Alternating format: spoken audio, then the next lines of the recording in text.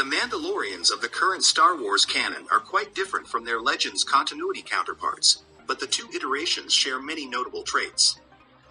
Mandalorians and their distinctive culture and history have been around for most of the Star Wars franchise's history, with Marvel's classic Star Wars comics being among the first properties to develop the background behind the iconic bounty hunter Boba Fett and his suit of weapons-laden armor.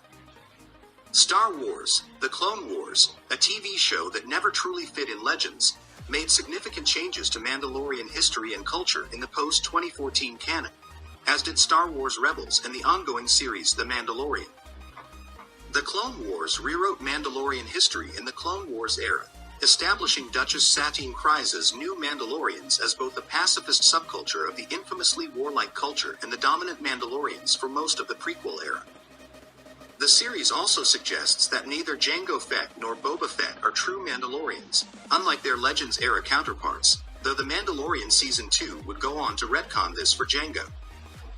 The 3 TV shows also created lore surrounding the Darksaber, establishing that it belonged to the first Mandalorian Jedi and has since become symbolic of Mandalore's rightful ruler, known as the Mandalore. Canon did, however, retain numerous aspects of Legends-era Mandalorians. The Mandalorians of both Canon and Legends are particularly famous for their distinctive suits of armor, complete with helmets sporting T-shaped visors and a plethora of attached weapons. The armors have numerous variations based on Mandalorian eras, clans, and subcultures, but both continuities establish that they are typically made of Beskar, also known as Mandalorian iron.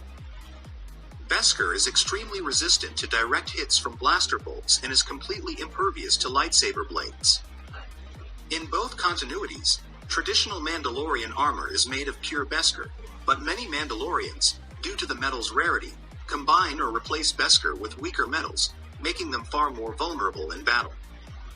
Din Djarin leads Mandalorians in The Mandalorian Season 3. While Canon and Legends each depict vastly different versions of the planet Mandalore, the world remains the birthplace and cultural capital of the Mandalorians. With this in mind, one may assume that Mandalorians must hail from Mandalore, or at least Mandalorian space, to be true Mandalorians, but Canon and Legends establish that Mandalorian culture is a creed. Any being of any species or background can become a true Mandalorian if they adhere to Mandalorian culture. Both continuities also establish that Mandalorian culture itself is clan-based, with different clans having different customs at times. Canon's Children of the Watch, for instance, forbids its members from unmasking in front of others.